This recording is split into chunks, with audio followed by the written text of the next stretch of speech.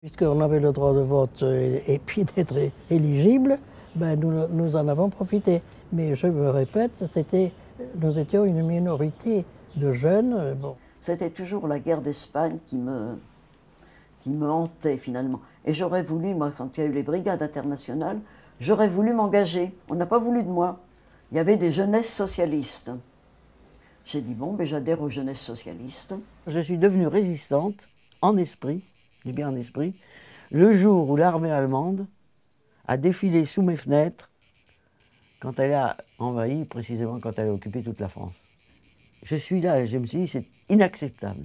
Et inacceptable en souvenir de mon père, qui a été tué à la guerre de 14. Vous voyez, c'était pas du tout par... et inacceptable de perdre sa liberté, car pour moi, quand je les ai vus défiler, je savais qu'une armée occupante, on perdait notre liberté. Et en janvier 1941, on est contacté par un dénommé Baptiste, de son nom de clandestinité. Il savait que mon mari était communiste, et qui nous demande si on voulait organiser la résistance dans le village, dans la région. Mon mari me regarde, et il me dit, est-ce que tu es d'accord? J'ai dit, je suis d'accord, et même je vais adhérer au Parti communiste clandestin. Donc c'est là mon adhésion au Parti communiste. C'est là que j'ai adhéré au Parti communiste, dans la clandestinité, place de la Nation. Et alors à partir de ce moment-là, je suis rentré donc dans les FTP, voilà. Comment j'ai fait de la résistance. Et après, votre action de résistante? Ah ben j'étais agent de liaison, comme la plupart des femmes. Le préfet me convoque et il me dit, je veux vous récompenser pour les actions que vous avez menées. Oh, mais j'ai dit, vous savez, c'est tout à fait normal, hein, compte tenu de ma situation, compte tenu que je voulais aussi venger mon mari, que je voulais que ma fille, pense que sa mère, qui l'avait laissée à d'autres pendant quelque temps, mais l'avait laissée quand elle serait grande pour des actions qui en valaient la peine. Il m'a dit donc, le droit de vote avait été voté par le gouvernement provisoire d'Alger, bon, mais on ne votait pas encore.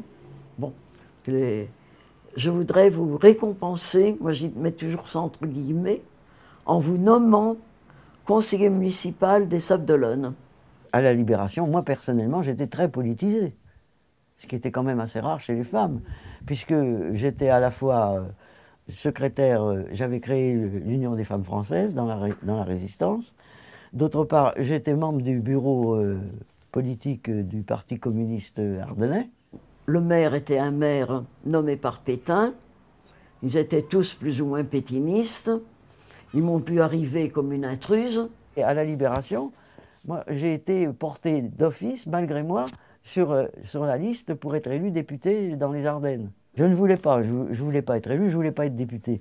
Mais alors, comme j'avais énormément de popularité à cause de l'Union des femmes françaises, aussitôt que j'organisais une réunion sur les femmes, toutes les femmes venaient. Alors, le parti, qui n'était pas innocent, hein, voulait utiliser à son profit la popularité que j'avais acquis auprès des femmes pour récupérer leur vote. Ils se disaient, elle est tellement populaire que si elle est candidate sur notre liste, eh bien, les femmes vont voter pour elle. Vous voyez? C'était inutile. Et alors, ils m'ont collé sur la liste pour être élu député. On avait droit à 3 députés. Donc mais ils m'ont mise en 3e position. Autrement dit, ils voulaient bien que les femmes votent pour moi et se portent sur la liste du parti, mais que surtout je ne sois pas élu. L'Église est intervenue par l'intermédiaire des prêtres en disant de ne pas voter pour Madame Roux, parce que si elle était élue, il y aurait un communiste avec une mitraillette devant chaque école privée. Pour les élections municipales, avec mon ami, qui était sage-femme, et puis d'autres jeunes, nous avons monté une liste. Et on nous a sollicité. Après tout, nous avions parmi des jeunes sur cette liste qui étaient des hommes et qui, après tout, puisqu'on avait le droit de vote, ils étaient logiques. Ils ont dit qu'il serait bon que notre liste ait aussi des éléments féminins. Et puis on a dit oui, en sachant qu'on ne serait pas élu, mais enfin, on a dit oui courageusement. Et pourquoi, à votre avis, ils vous ont proposé, ces hommes-là? Ah, ben écoutez, j'en sais rien, pour prouver qu'ils étaient quand même d'accord pour que nous ayons aussi les mêmes droits civiques.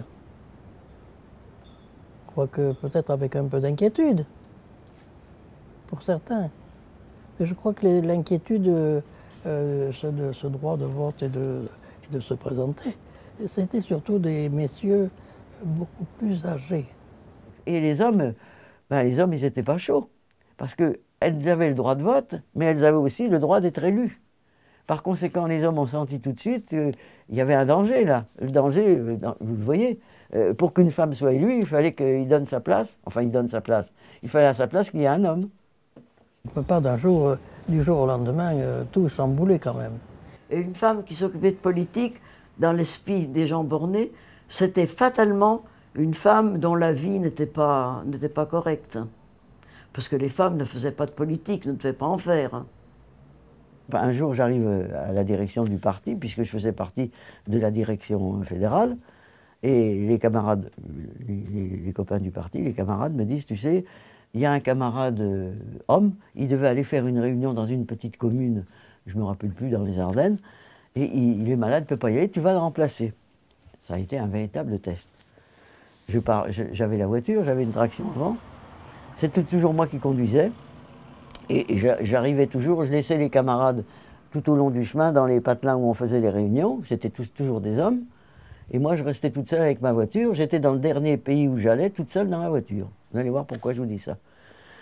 Alors j'arrive dans le patelin, toute seule avec ma voiture, je descends, alors les salles de réunion, c'était en général, ça se passait dans les salles de classe. Il n'y avait pas beaucoup dans les petites communes, il n'y a pas beaucoup de salles de réunion à proprement parler.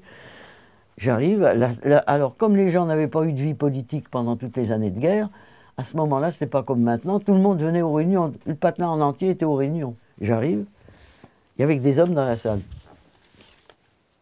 D'abord, ils sont déçus, ils voient arriver une femme. Bon, et je dis, où sont les femmes? Silence de mort dans l'assemblée. Ben, je dis, où sont les femmes?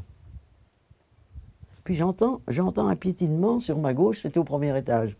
Dans l'escalier, je vais ouvrir la porte et je vois les femmes qui montaient l'escalier en douce et qui n'osaient pas entrer. Je rentre et je dis aux femmes, mais entrez. Et les femmes sont entrées. Les hommes étaient profondément... Et les femmes se sont installées. C'était comme ça, chaque fois. Il fallait solliciter les femmes de venir aux réunions.